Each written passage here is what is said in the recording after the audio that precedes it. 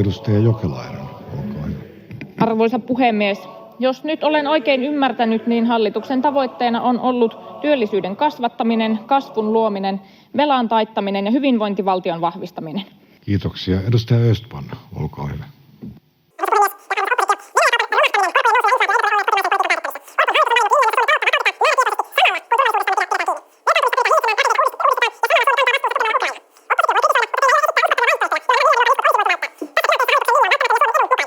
Toisin kuin opposition antama kuva antaa ymmärtää, hallitus ei tee leikkauksia siksi, että se olisi hauskaa.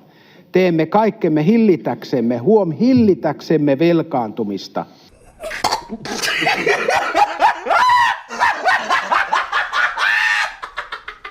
Alakoulussa mä olin köyhä, kun mä olin yläasteella mä olin köyhä. Mä olen vieläkin köyhä ja tää vaan jatkuu.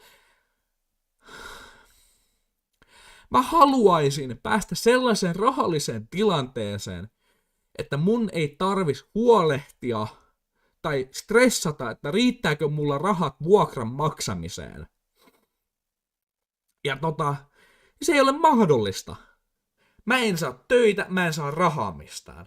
Mä en pysty lukemaan itteni syvemmälle mun opintoihin, koska mä olen tyhmä kuin kivi.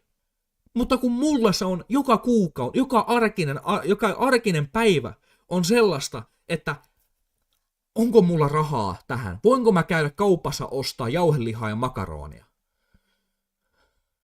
Ja teemme tämän tulevia sukupolvia ajatellen. Emme ajattele vain seuraavia vaaleja.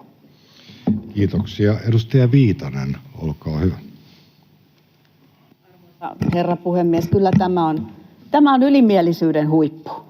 Tältä hallitukselta, jonka aikana on 140 000 pitkäaikaistyöttömyyttä ja tehdään ennätyksiä huonossa työllisyyden hoidossa, niin tämän hallituksen ministeri toteaa, että työttömät ovat naapureita, jotka jäävät nukkumaan. Naapureita, jotka jäävät nukkumaan tässä tilanteessa, missä teidän työllisyyspolitiikkanne on ollut Euroopan surkeinta. Puhemies, näillä ihmisillä on todella vaikeaa. Perheissä mietitään, onko rahaa ruokaan, onko rahaa lasten harrastuksiin. Olette saattaneet leikkauksillanne 31 000 lasta köyhyyteen. Olette leikanneet hoitoon pääsystä, vanhusten hoivasta. Nämä kaikki lisäävät ihmisten huolta ja turvattomuutta. Ajattelin, että otanpa aiheeksi tälle aamua asian meille työttömyys. Minä olen ollut työtön nyt viime vuoden toukokuun 1. päivästä. Eli touko, kesä, heinä, elo, syys, loka, marras, joulu. 8 kuukautta. 8 kuukautta olen ollut vailla töitä ja olen hakenut useisiin kymmeniin, no on tainnut mennä 100 rikki noissa työpaikoissa. Mikä tässä työttömyydessä ehkä eniten häiritsee mua, niin oli alkuun se, että minä ajattelin, että kyllähän nyt minunlaiselle tekijälle löytyy aina töitä. Naps, minä haen töitä ja minä saan töitä. Niin kuin se ehkä olisi saattanut tuolla entisessä asuinpaikkakunnalla kaupungissa Kuopiossa ollakin, koska siellä oli hyvin verkostoitunut ja oli paljon kontakteja eri aloille. Mutta täällä se, miten lähden tuomaan niin kuin omaa osaamista ja naamaani tutuuksi näille pelikentille, niin on ollut melko haasteellista hommaa. Tekemään sitten ajatuksen kanssa niitä hakemuksia ja selvitteli, että työpaikoista, että niiden historiaa ja että mitä ne hakee, mitä ne tekee ja minkälaista brändiä niillä on täällä ylipäätään ja onko ne mitenkä verkottuneita ja kaikkea semmoista, että pystyn sitten räätälöimään sen työhakemuksen ja oman työkokemuksen sen perusteella, mitä hän niinku oikeasti hakee. No, tullut mistään mitään vastausta. Ei niinku edes sitä, että kiitos, että hakemus on vastaanotettu ja sori, et päässyt. Vaikka tuttava pariskunta vaimon kautta, jota ei ole nähty hetkeä, ja sitten ne kysyy, no mitä sä teet? Nyt jos mä vastaan työtön, niin on se vähän semmoinen häpeilevästi vastattu omalta kohdalta. Että joku siinä statuksessa on edelleen se, että hävettää, kun ei ole töitä. Tai kun en ole päässyt töihin, en ole kelvollinen töihin, tai että on niin laiska, että mulla ei ole töitä. Että siitä joku tämmöinen nousee esiin, että vaikka tilanne on se, että ei ole niitä töitä, vaikka niitä hakee, kun ei pääse, niin hävettää sanoa ihmisille, että mä oon työtön. kun se nuori poika pääsi kortistoon. 2 viikon päästä häneltä ruokarahaa saan, kun se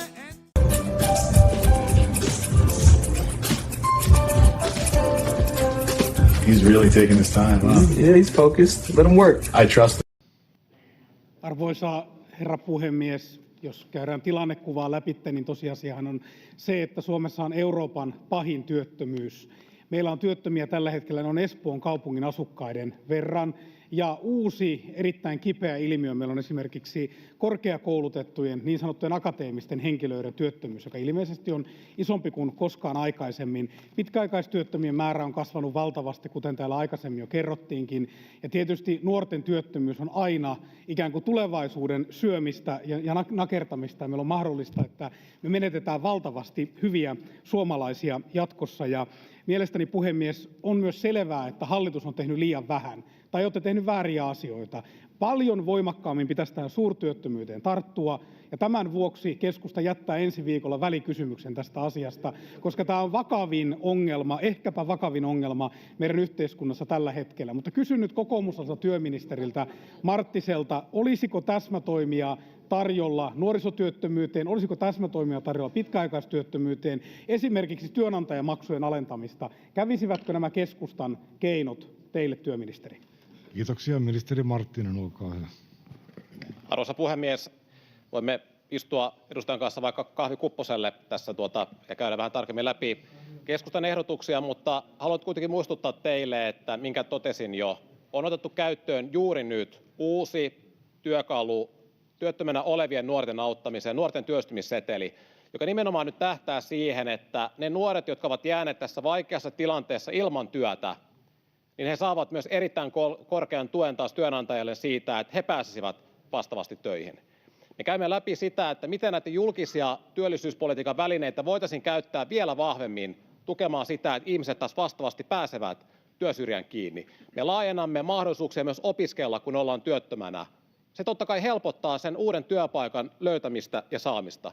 Ja me käymme hyvin laajasti läpi myös työllisyysalueiden kanssa läpi niitä heidän omia tilanteita. Kävin vaikka Porissa viime viikolla tutustumassa heidän telakan tilanteeseen, jossa uusia laivanrakentajia koulutetaan tällä hetkellä oppisopimuskoulutuksella. Nämä työkalut ovat alueiden käytössä, mutta kyllä koko ajan katsotaan, että mitä lisää toimenpiteitä voidaan tehdä. Tämä nuorisotyöttömyyteen liittyvä seteli työllistää ehkä 3 000–4 000 nuorta. Se on vain 5% siitä kohderyhmästä, johon tämä on tarkoitettu. Ja nämä toimet ovat kaikki tämmöisiä mikrotoimia, kun tarvittaisiin nyt isoja toimia.